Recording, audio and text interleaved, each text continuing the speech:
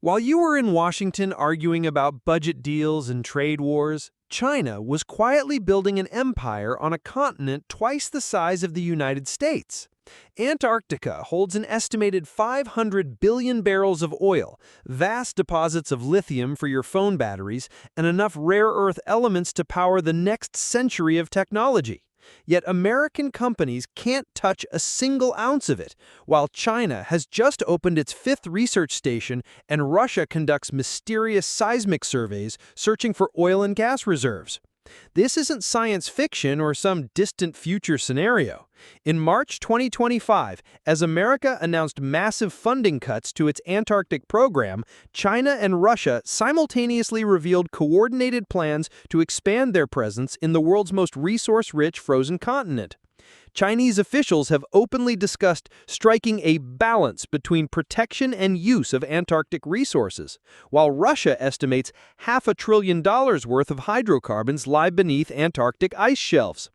The reason America sits on the sidelines isn't technical capability or geographic access. The United States maintains 3 year-round research stations and possesses the world's most advanced polar logistics network. The problem is legal. A web of international treaties, led by the 1991 Madrid Protocol, has created what amounts to the world's most expensive no-touch zone. Every Antarctic mineral activity is explicitly prohibited under U.S. federal law, with violations carrying criminal penalties. Here's where it gets complicated for America's economic future. The same critical minerals banned from Antarctic extraction are essential for electric vehicle batteries, wind turbines, solar panels, and defense systems. China controls 70% of global cobalt processing and nearly 90% of rare earth element refining. The Democratic Republic of Congo produces 70% of the world's cobalt under conditions that would shock American consumers. Yet Antarctic deposits, potentially cleaner and more accessible than current sources, remain permanently off-limits to U.S. companies. Data from the International Energy Agency shows that meeting climate targets will require exponential increases in critical mineral supplies. Lithium demand alone grew 30% in 2023, while global reserves struggle to keep pace with electric vehicle production. The irony is striking. The materials needed to combat climate change lie beneath ice sheets whose protection is supposedly essential for climate stability.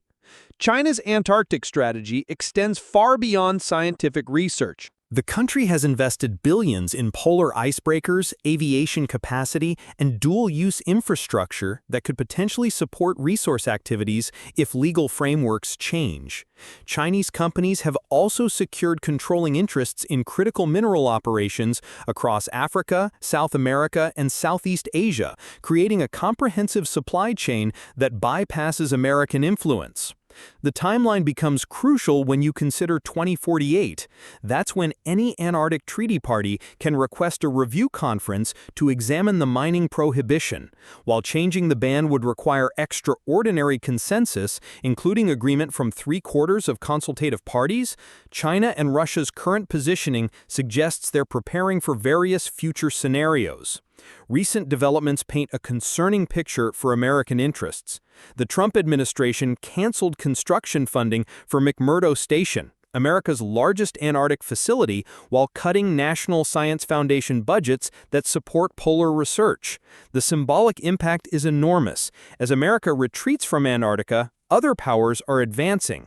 China operates 5 research stations with a 6th planned, while Russia has announced plans to reopen and modernize facilities near Chinese installations. American scientists warn that losing Antarctic presence would take decades to rebuild.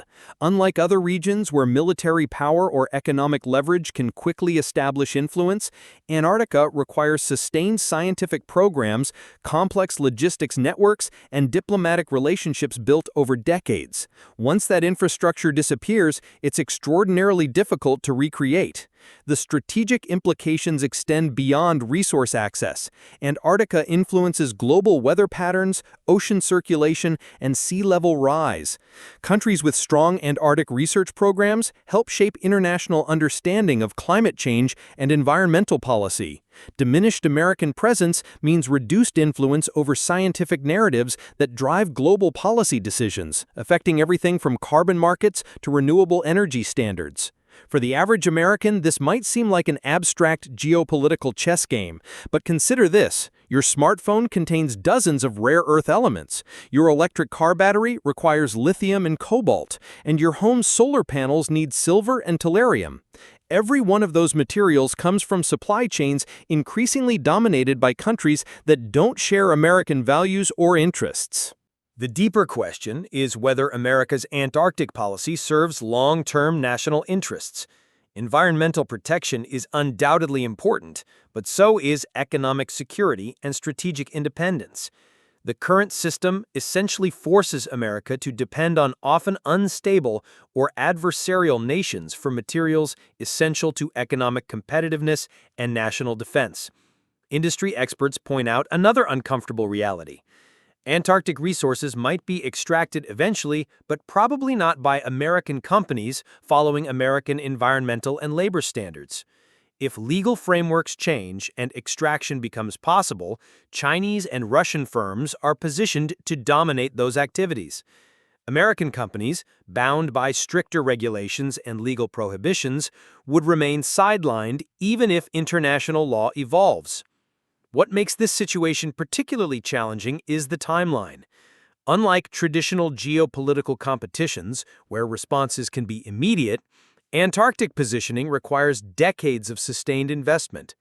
By the time policymakers recognize the strategic costs of current restrictions, it may be too late to rebuild meaningful influence. The numbers tell the story starkly. China's Antarctic budget has grown exponentially over the past decade, while American funding stagnates or declines. Chinese researchers published more Antarctic studies than their American counterparts for the first time in 2023. Chinese logistics capabilities now rival those of traditional Antarctic powers, giving Beijing independent operational capacity that reduces dependence on other nations' infrastructure. Recent supply chain disruptions offer a preview of potential vulnerabilities. When COVID-19 hit, critical mineral supplies faced severe bottlenecks. During the Russia-Ukraine conflict, European countries scrambled to find alternative sources for materials previously supplied by Russian companies. Imagine those disruptions amplified across dozens of essential materials, with even fewer alternative suppliers available. The technology sector provides the clearest example of these dependencies. American companies designing next-generation batteries, advanced semiconductors, and renewable energy systems find themselves constrained by material availability and pricing controlled by foreign entities.